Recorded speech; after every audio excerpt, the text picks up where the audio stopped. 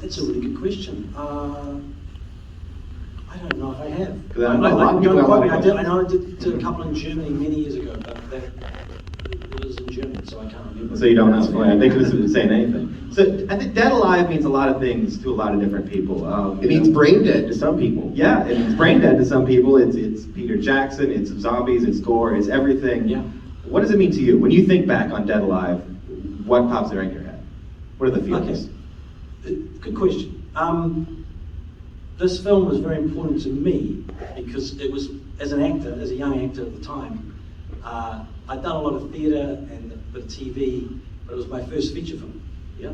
So, as far as learning the craft of being in a feature film, I got to be schooled by Peter Jackson. You know, so that's a bonus. And also, the beautiful thing about Dead Alive is that it was kind of the last film, certainly that he made, where everything that you see is in camera. Yeah. There's no digital effects, there's no CGI, there's nothing. It was all ropes and pulleys and miniatures and false perspectives. All the tricks of trade he put into that movie. And so as an actor, I got to be a part of it. So I learned all those tricks by doing it, having to do it. And that was I look back on that very, I'm very blessed to have had that experience. Excellent. Well, what a wild first movie. So you're covered in all of that stuff. And you're like, so this is movie making, huh? Yeah. Movie business, crazy. After 6 weeks, that's the kind of climax of the film where things go wrong.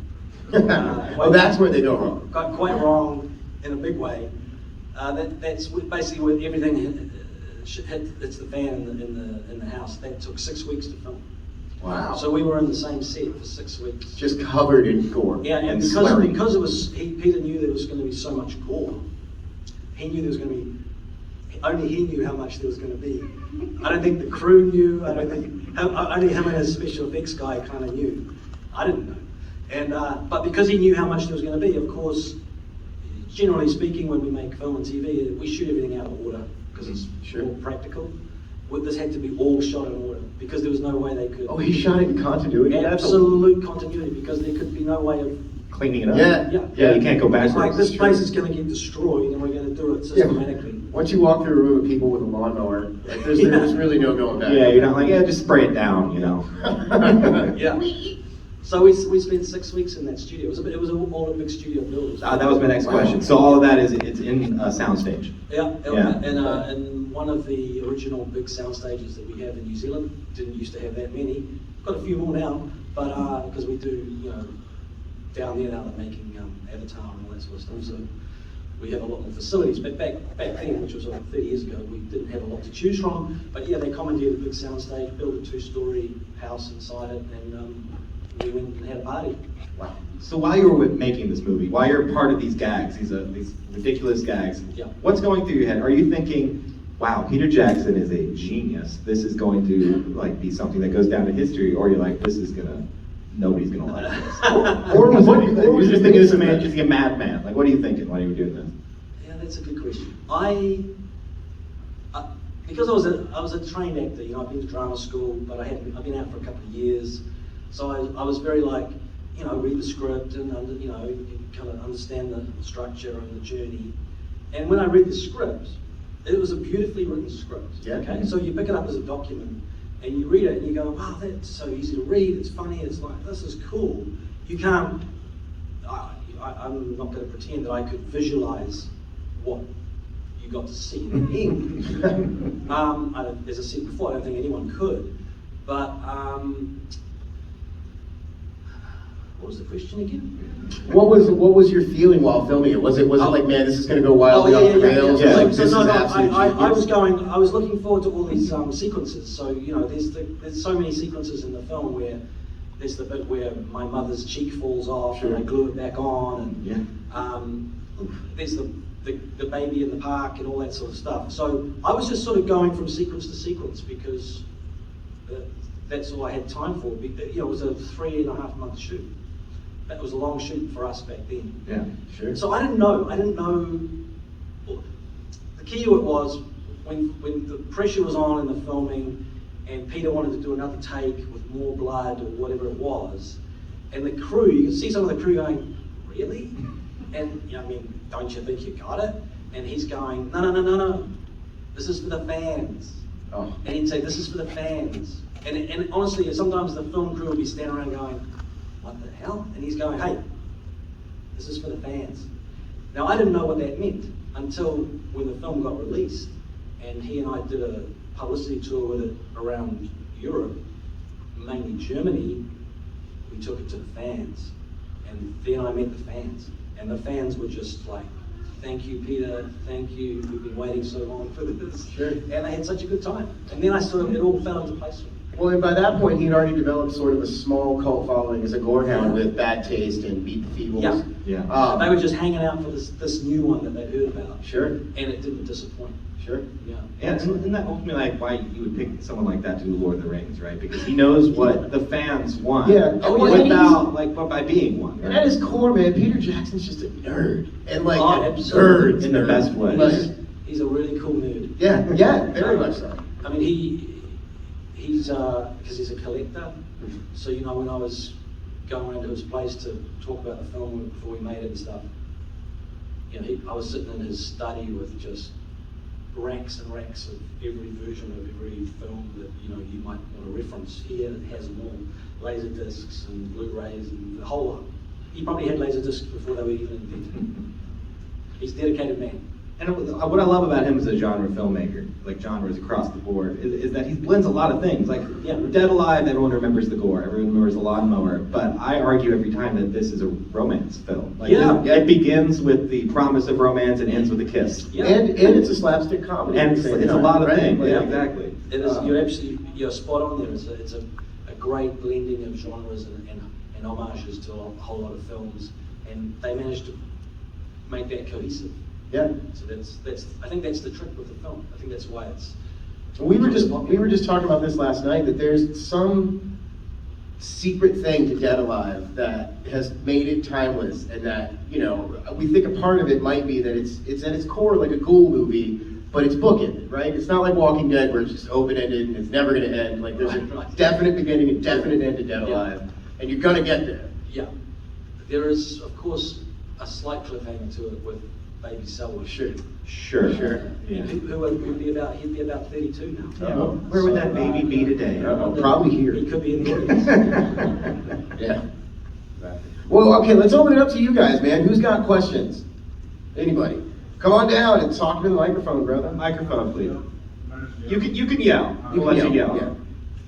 When you were reading the script and you got to like the sentient sphincter part, did you think that maybe this is too much?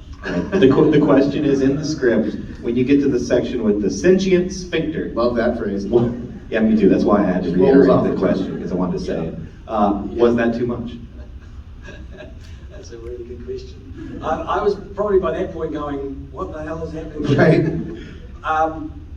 No, but it's one of those. It is one of those striking images in the film, and I remember that sequence because we shot a lot of that in reverse. Yeah. So that to get the thing spiraling around my neck, and that I had to learn how to act in reverse. So that was, as I said before, it was one of these beautiful things about the journey, was to get to try all these things out. Try all these techniques out in one film, and that was the great thing about having been a part of it. But yeah, the sphincter, probably was too much. Well, was there at any point while you were filming it, like not even reading it or trying to visualize it, was there any point where you were like, this is too much, like I gotta take a break? Yep. Talk. I guess and it's in the film.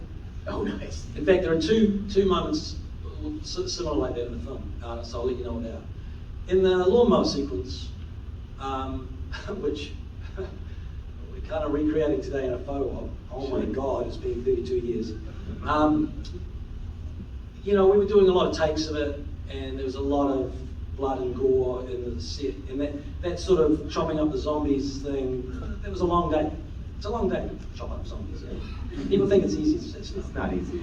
So we were pumping out a lot of blood and stuff, and I was doing a lot of takes, and I was getting really tired because this thing's, and I think Peter said, let's do one more.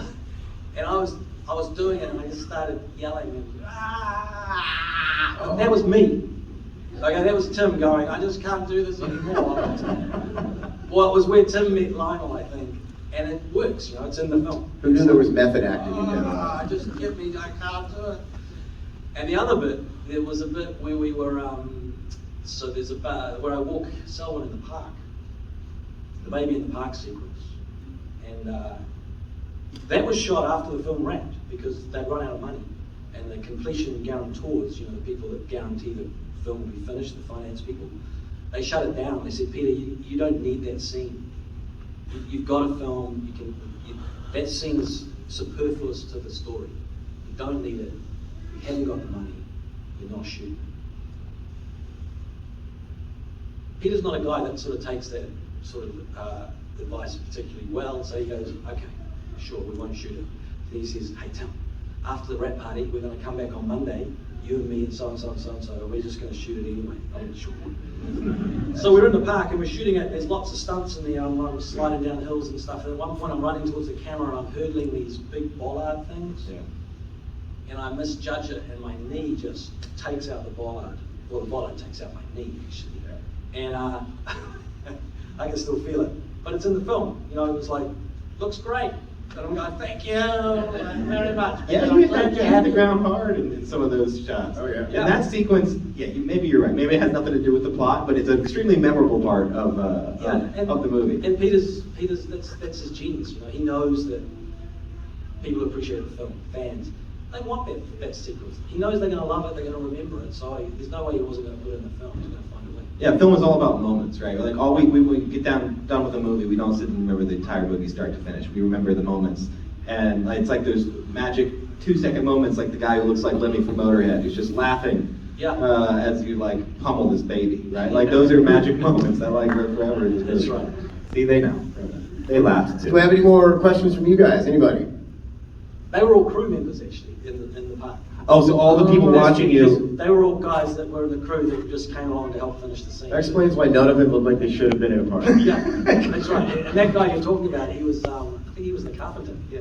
I love it, like that little yeah, that's great. He gets his moment, you know, it's fantastic. I saw a hand back there somewhere. Yeah. So, Tim, during like you said it was 3.5 months of shooting. Yeah. How did you do it day to day? Like, what was the process? Wake up, shoot, like what? Question is about the day-to-day process of the 3-month production. 3.5 months total. Yeah, it was just a complete immersion, and that was my life. We were shooting 12-hour days in winter in Wellington, which is the capital city of New Zealand. It's a very cold place in the winter and windy. So there were some really long nights, but that was all I was doing. You know, it was Monday to Friday, 12 hours of shooting a day, and I didn't really have to think about anything else. Yeah. What did like your family members think about when they like? How like do you feel about you doing this? Like my mum and dad. Yeah, like what? When you're like, I made it. Question is, Well, what was the family's I'll thoughts? tell you, I'll let you in on a little kind of interesting secret. It's not a secret, but there's a sequence where my younger self, like he's 4, and he peers around the bathroom door to see my mother drowning my father. Yeah. It's a flashback. That's my son. So he was like 4, and he was living in further north at the time. And my mother, who would have, she's passed now, but she would have been like 70 or something at the time. No, maybe 65. She flew him down in the plane. Because I said to Peter, well, you need a younger me, why don't we just use my son? Who was, like that age. So she flew him down and she chaperoned him on set, right? In that house where all the shit was happening. So she was going, oh, so this is your job. You know, it was kind of, oh dear. It's not something she could tell the sewing circle Yeah, about. but I think they went to see it. I think my dad and my mum, they're both gone now, but they went to see it and they were polite. No, okay. What did they tell you? Or maybe they didn't even, maybe they just saw the first scene and then snuck out. I'm sure they did, I don't know. They were polite about it. They're like, I like the first act. Yeah. It got a bit silly. So one thing I've got a question about is Peter Jackson's become sort of famous for creating community with his crews and his cast members. Yeah. Was that present on this movie? Like how does he run his sets? Oh yeah, I mean, because he'd done, well, you know, everyone knows that Bad Taste was shot with mates on the weekends. Yep.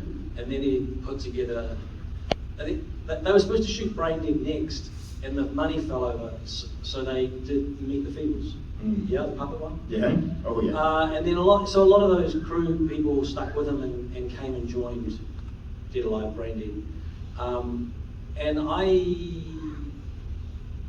I can't say with any authority, but people like Richard Taylor, obviously, who's a special effects guy, who's been with him all the way through. He's part of Weta, right? Yeah, I mean, he is Weta. set Winner up basically, or Peter helped him set it up. And I think he might have sold it now, but I mean, you know, everyone's heard of Winner.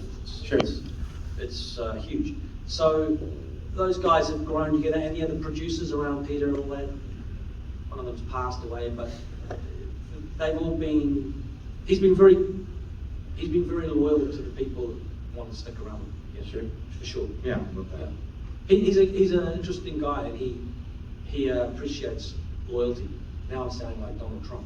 But, you know what I'm saying? Well, I think he's a very single-minded director, right? And like he's very focused, and I think that Yeah. people like that oftentimes tend to hit resistance with studios because they're very resistant to be like, no, I'm not going to change this. But they also tend to be super loyal to the people that do stick with it. Yeah, and there were people that gathered around him off the back of Heavenly Creatures and then helped them make Frighteners. You know, bigger people coming in from America and stuff, and he was very. They helped him. They helped him get all the big people to say yes. Sure. So, were you a fan of the productions and work that he was doing before joining the production of Braindead, or was that your introduction to Peter? That was my introduction. I'd never seen his films. I'd never seen a zombie film or a horror film before I did this film. Oh, wow. So when I got cast in the film, Peter said, because we did a one-on-one audition, you know, I went around to his office and he said, tests, and he said, I like what you're doing, you want to do it, tell me about what you know about horror film genre. I said, I don't know anything, I've never seen any. So he said, okay, I need you to do some homework for me. And he sent me away with 3 films. One was Dawn of the Dead, Evil Dead 2, and I think it was Bad Taste. So that was my homework, and I mean they're all great films, right? So it was good homework, easy homework. But that was what got me into so then I understood the genre, so that I could apply that to what the script was. Sure. Did that change you into a fan at all? Did you appreciate horror films moving forward after that, or did you go back to more like, not really for you? I appreciate them. I don't. I'm not a. I like a broad spectrum of films. My favorite film, the greatest film ever made, is an American film called Butch Cassidy and the Sundance Oh, Kid. yeah. I just think that's the greatest film But ever. we weren't fishing for that. It's That's brilliant. fine. No, you're You right. don't have to say that. It's brilliant. But so I think, you know, that's kind of that's where my love of movies came along. When I was a kid, I saw that film. But horror, all the different subgenres of horror, I have a deep appreciation for them now because I've made one, and I get it. So I can see it, I can see how they're made, and I can also, so there's nothing better than when I do see one, I can suspend my disbelief. So as an appreciator then, going past that movie, what was a horror movie that stuck with you that really scared you? Like, that stuck with you long after watching it? I'm a wuss, man. I got freaked out with Poltergeist. Yep. That's not That's unheard normal, of. man. That movie's terrifying. That's normal. Oh, that's good. Yeah. You're not. I'm relieved to hear that. Yeah. That's why we're here. So I'm curious. So we talk about Peter Jackson and him being really into loyalty, and you know, if you read about him, you find out that he's very, very adamant about shooting in New Zealand as much as he can, and using New Zealand crews to try and keep the money there, and try to boost the economy. I know from a lot of that I've read about you that you're also pretty involved in like New Zealand centric projects. Like there's Broken Wood Mysteries that you're the star and head writer on and everything. I'm not the star. I'm the producer. Producer, I'm the okay. head writer. I'm not in it. haven't got time to be there. Fair enough. Well, can you talk to me a little bit about what it means to be New Zealand centric? Because there's been sort of a building up of New Zealand. Like Taika Waititi is a great example of like a really huge mainstream person to come out of there. But I feel like he wouldn't have that if it weren't for people like you and Peter that sort of started that ball rolling. You know, well, that's very generous. Yeah, I mean, I'm like Peter. I just went. Peter's simple mantra was, I'm going to bring Hollywood to New Zealand, and he did. He wanted to make. He just believed he could make any film he wanted to make in New Zealand. Doesn't like traveling. He just wants to just do the work, you know. Or as we say in New Zealand, the Māori word for that is mahi. Just want to do the mahi. And so he managed to build that empire, and you know, it's such a great thing. And Taika's doing a similar thing now. He's bringing a lot of stuff back to New Zealand. And my situation was I just wanted to tell New Zealand stories. Sure. And the years have rolled on, and that's what I've been doing. So I've either been acting in shows like The Almighty Johnsons, or writing on those shows, and now this murder mystery series that I write and produce is, you know, we're about to start our 10th season, so I've been doing it for 10 years. In fact, when I went to Monster Mania in 2014, when I got off the plane from that, I wrote the first episode, and I've been doing it ever since. And now I'm back here, about to start season 10. So, and I'm doing that because I still enjoy it. Sure. And it's a genre. It's a clear murder mystery genre, but with a clear Kiwi New Zealand bent to it, which seems to be the reason that it's translated so well overseas. Sure. Yeah. Well, so I mean, you have your hand in writing and in acting. Like, is there one that you prefer more than the other, or? In recent years, it's been the writing. I've Okay. been getting a lot of satisfaction out of writing cool stuff for actors that I know. I like writing for my friends and go, you'll love this role, I'm going to write for you, and I get a lot of satisfaction out of that. Oh yeah. Any more questions from you guys? Yeah, I got some Come on. hands. Yeah. Murder mystery that you're writing, Yeah. how can we get access to that? The question is, where can we see the murder mystery? It screens in here in America on a platform called Acorn. Acorn is I believe it's an American platform that specializes in British and Australasian content. It's like everything's on there just isn't American. And so Acorn are one of our investors. So we make this thing, this show, and they buy into it, and they get the world premiere rights for each season. So the first, in fact, season 9 premieres on Acorn on April the 3rd here. And I'm not sure whether it goes around the world in different places. It's very big in France and Italy and Germany and Scandinavia and UK. And I know that it's hit America because I always get messages from North Carolina. All these interesting places. I go, they're having a good time. I thought I saw some other hands up as well. Never had one from Gettysburg. The light in my face. Questions from the audience? Okay, then we'll go back to just talking then. Yeah. Yep. Oh, I missed one? Yeah. Oh, yeah, you're right behind the light. Yeah, give it to me. Yeah, can you sing? Because I think Dead Alive would make a great musical. Can you sing? I was going to bring this up in a second, but yeah, you're a musician as well, right? I am, yeah. You know what? They did it. They did Dead Alive as a musical? It was, Braindead, yeah. Braindead the musical was done in America, in Auckland, in where I live. It was made into a musical in, I'm going to say, a few years after it was released. I wasn't in it. I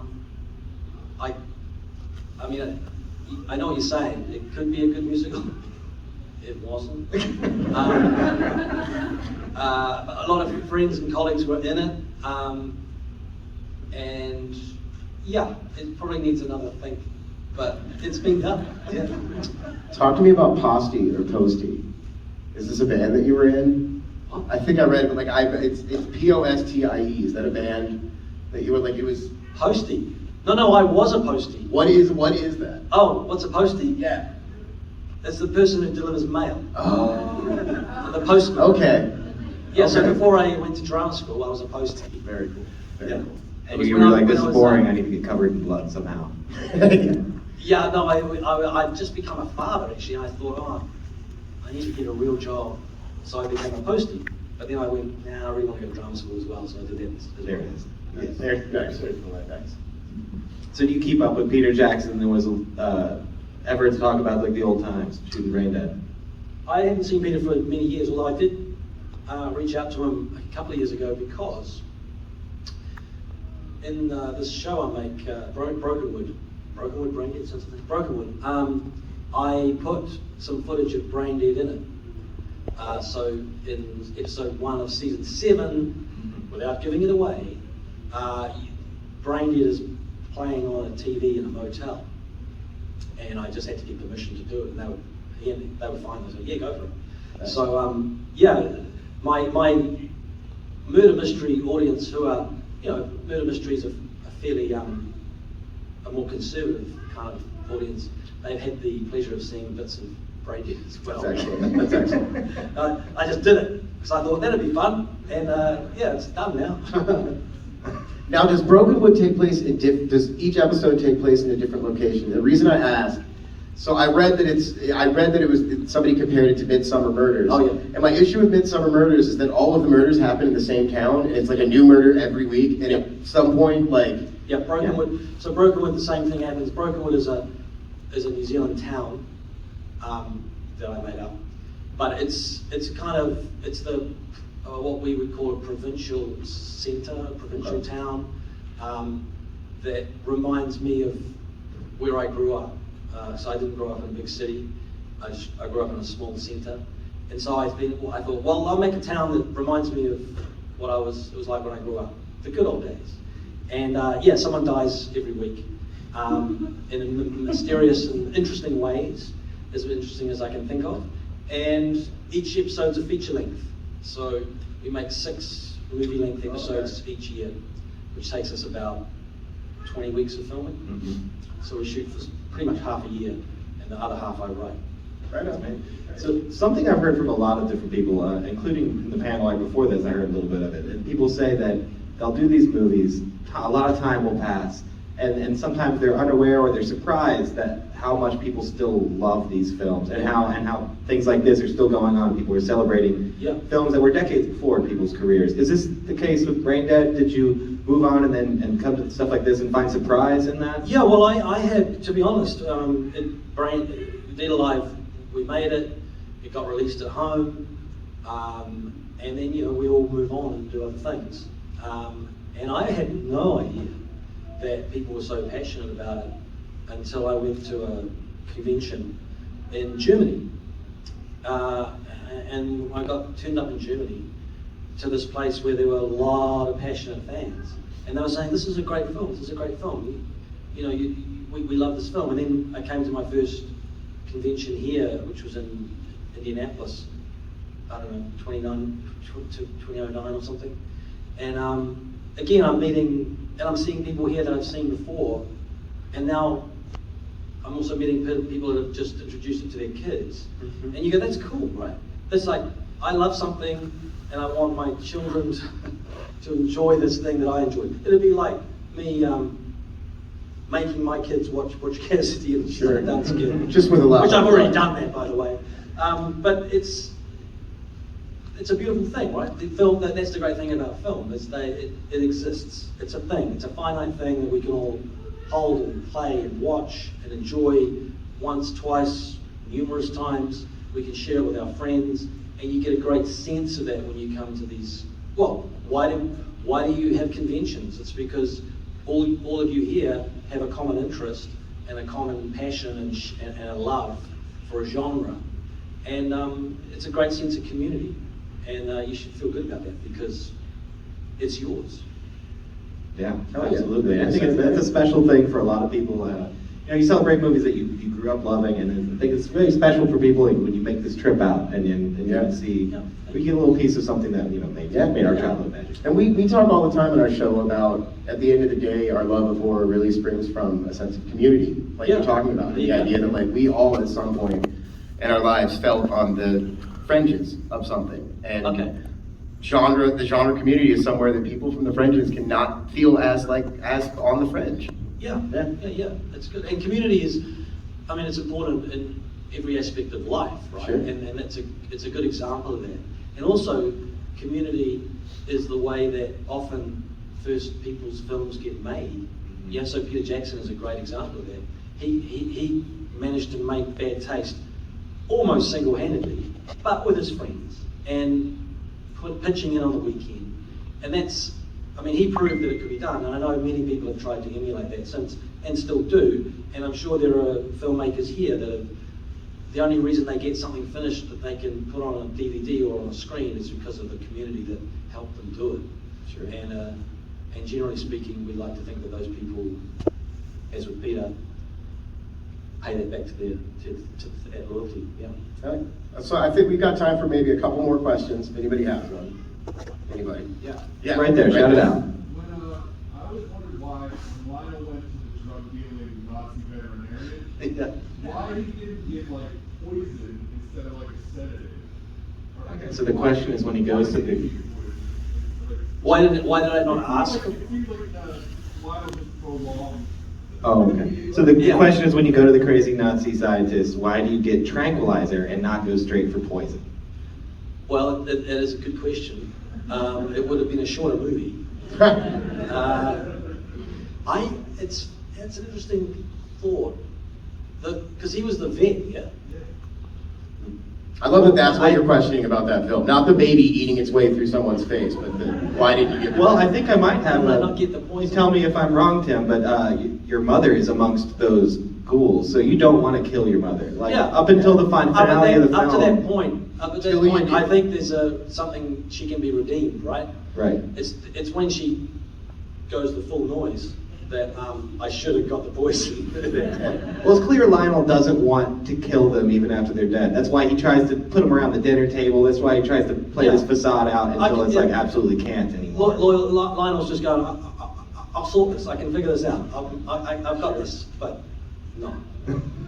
Yeah, I think that's a good reason. I see another hand. Yep, right there. Do you like egg custard? Do you like egg custard? He used to. Not anymore. Not anymore. That's Yeah. that scene still gets me whenever I Dude. see it. That is probably the one. I'm Yeah. pretty sure that's the one where my parents would have walked out. But Yeah, with all the gore, that is the grossest thing. It is, in the movie. We recorded an episode of our show last night where we talked about Dead Alive, and Yeah. when we got to that, talking about that part, everyone in the room that was with us was like, yeah, that's the one thing. And that's when we served custard That to ear everybody. custard. rich and creamy, just the way I like it. Yeah. Other questions? Yes, right there. What was your experience working with the actress who played Pika? Oh, You guys have good chemistry. Deanna, yeah. Yeah, the question is about working with the actress who played Nikita. Yeah, so that interesting story there. She, lovely person. I literally met her. I can't even remember if we had a read through. It was pretty crazy. It's like I met her on day one, and I said goodbye to her after the wrap party, and I've never seen her since. But we've just actually connected over, messaging things, whatever that is. Not TikTok. Go figure. I think we should do something like this together next time. But she's a lovely person. But interestingly enough, the film had kind of a few incarnations before it got made, and originally it was set in the 70s, and that character was not Spanish. And then they were seeking money, and they found that they could get some money from Spain. So they wrote that character into a Spanish person with Spanish grandmother and stuff, which is an interesting choice because there were probably no Spanish people in New Zealand at that time. There was like, Spanish? We have Italians and we have Greeks and they have Spanish. Anyway, and then so they wrote that and they cast her, and then the Spanish money fell away. But Peter was so like, nah, this is great, that they kept that part of the deal going anyway and flew her out and kept it as Paquita, which is great because it is kind of different and it worked really well. But on a purely financial level, that could have not happened. But she's a cool lady. Yeah, and there's some great chemistry there. Like, she's a lot of fun to watch on camera. Yeah, Yeah. She was a bright spark. I'm also a big fan of the grandfather. He always sits in the white tank top eating food, and he's just mad all the time. Oh, yeah. Love that guy. When they do the tarot reading in the back. And the old man. Oh, like, yeah, the yeah, lamb yeah, tarot yeah. cards. Oh, yeah, Sylvia. Yeah. Fantastic. Yeah, his name was Sylvia. Other questions from the audience? We have a few more minutes. Anybody? Okay, well, to wrap things up then, give us some final thoughts on Dead Alive, on being here, like what it means to you to make this long trip, to be here with the fans, and to celebrate this film. Well, like I said before, it's so nice to come to these conventions and get, and to experience the joy that exudes from people that have loved this film and still love it. I don't know how many times today people will come up and say, I just rewatched it again last night, because I heard you were coming, and I watch it every year on Halloween anyway, and that, to know that in some small way I was part of something that gave people a lot of pleasure, is really nice to be reminded of that. And the only way I am reminded of it really is by coming to these conventions. As I say, I don't do them very often, for obvious reasons. It's a long haul, but when I come, I get a lot out of it. Sure. And hopefully we'll come back sooner than later. Yeah, I think we all get a lot too, and thank you so much. And I think I being can part speak of for all the of us Future when I Family. say that we're so honored that you did choose to come and hang out with us, and we appreciate your time. So guys, give it up for Tim Ball. Make sure you head over to the celebrity room today and get your autograph. What are you doing till 5 p.m.? I'll be there till about 4:45, and then I got to get into costume Oh. for the costume photo op, which, as I say, they built the lawnmower, the doorway, the costume. They got the whole shebang. So it's like the first time in 30 years that I'm going back there. And that's at what time? It's at 5 o'clock. Okay. Now, quick So question. I'll be in the back of the room for about 45 minutes before that, and then I'll have to peel away and get ready. Now, the lawnmower they got you posing with, how's it? Have you I picked it up yet? Have you I held haven't it? seen it, but I haven't lifted it up or anything. But they've also got a torso. Those guys have gone all out. Okay. Oh, that's exciting. Excellent. All right, well, thank Cool. you again, Tim. Thank you so much, man. Thanks, everybody. Once again, I am Jordan, I am JB. and we are the hosts of the Camp Nightmare Podcast. And as